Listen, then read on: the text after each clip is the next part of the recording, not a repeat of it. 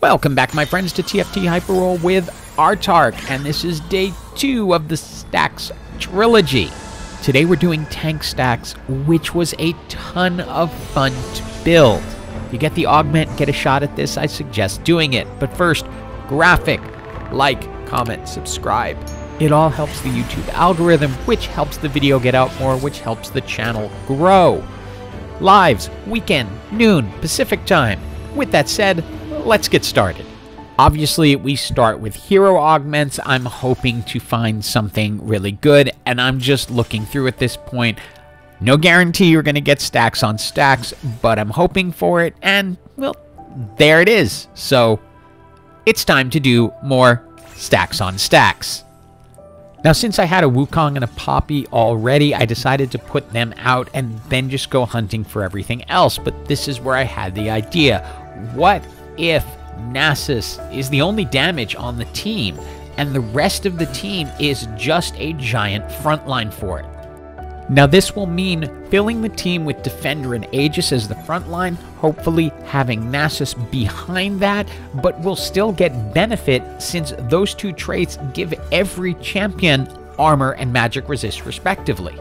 And this is kind of a classic summoner's Nasus build because you usually build in a little bit of attack damage and then lots of tankiness so that Nasus can hold up and continue to just devastate opposing teams. For an item choice here, since we have a sword, we go ahead, grab the Negatron Cloak so we can make a Bloodthirster for Nasus, which we can use any champion to go ahead and make. Now, I find Bloodthirst to be critical in the stacks on stacks build for two reasons. Number one, Nasus doesn't attack very quickly, so getting a little bit of health back is going to matter, and that's going to scale as the damage scales. Second, that shield that comes with the Bloodthirster is critical, and you're going to see it here. It gets down to 2v1, the shield kicks in, keeps him alive, and allows him to finish the fight. It's time for our second augment, and I decide to go with Knife's Edge because I'm going to be keeping Nasus in the second row, which means he's going to benefit from that additional damage. I go ahead and bring in Alistair since he is also a mascot. I have Vi on the bench because that's an additional Aegis, so I'm starting to build up the Defenders and the Aegis.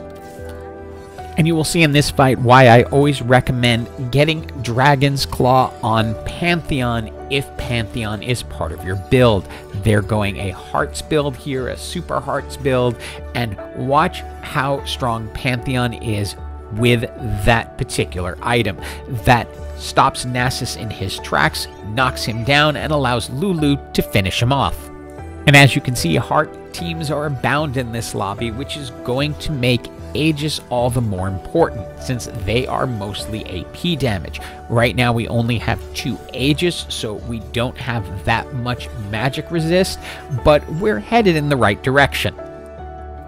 And although we've lost a couple, I do find solace in the fact that we're running into a lot of super teams, also Heart teams, so they are going to be battling over the same champions. And while I found there's usually room for 2 of them, not necessarily 3 or 4. It is time for the final augment, an easy decision, Thrill of the Hunt, that will allow Nasus to Q and heal. The problem right now for me is items. I need a final Nasus item, and I don't like anything I have for him. I'd really like to get a rapid fire cannon, so it may be a matter of taking all of these items, putting them on people, reforging, and hoping that I get it. But for right now, I'm gonna go ahead, take the Negatron Cloak so I can make Garen just a little bit tankier. And we run into a build that I've actually been messing with the last couple of days, which is a super mech build. Unfortunately, they picked a game where you have a couple of Super Hearts team and some other super teams, so it's gonna be really hard for them to really make it in the end, since it's going to require a lot more than just a single 3-star champion. But for now, they have an edge. Now, I've got to hope to get lucky with this Reforger. I don't necessarily want to give up the Thieves' Gloves, but I'm going to go ahead, put items together that I don't want, reforge, and luckily we get the rapid fire cannon and also a bramble vest, which will help make Garen even more tanky. Remember, we're getting both Defender and Aegis, so he's only going to get that much stronger as he goes. And we run into one of the Super Hearts team and notice everyone is struggling to get the 3-star champs they're really going to need. We've also started to come together. We have 4 defenders, which gives us a lot of armor. 2 Aegis. All we need now is to pick up our additional Aegis, and Nasus is pretty much our main damage on this team, as you can see from the damage charts. We picked up a Leona, so we have 3 Aegis. Now we have a couple of item choices to go through. Here, we're going to go ahead and grab the Titan's Resolve and start tanking up Leona a little bit, because she can be really, really strong, especially with her ult. Give her the Ionic Spark as well. Now she is going to be able to put out a lot of power. Our last Aegis is going to be Echo once we can find him.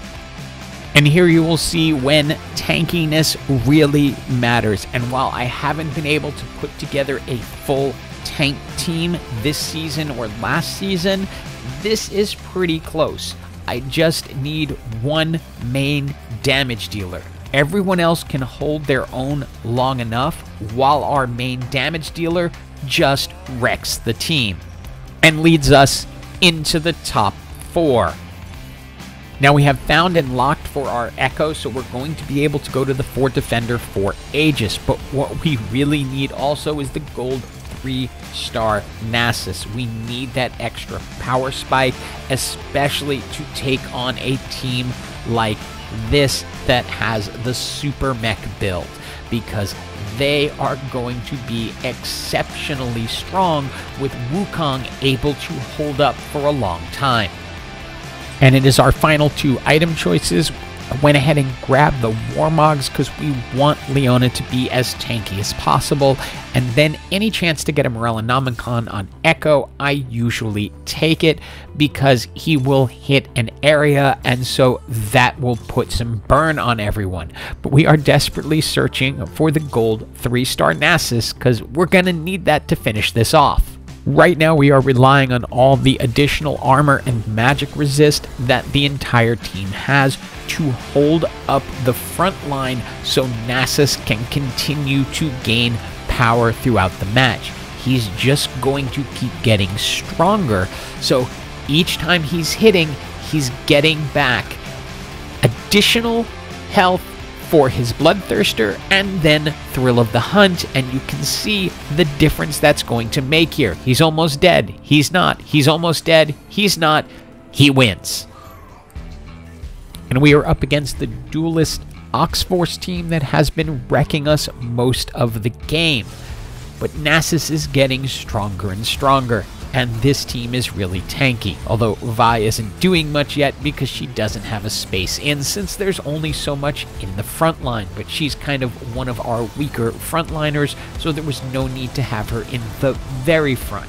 But again, you can see Nasus with Bloodthirster and Thrill of the Hunt continues to stay alive and then reaches across the board for the final thwack. And finally, after that fight, with only a small percentage chance, we get our gold 3-star Nasus, so we can meet that super mech team that has also been beating us most of this match.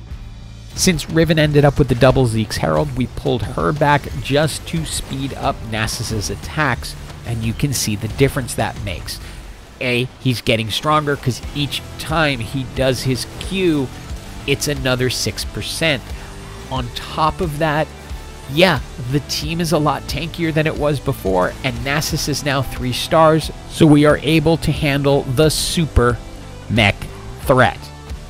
And it is now a 1v1 between us and the Duelist Oxforce team, which we finally were able to handle the last time we met.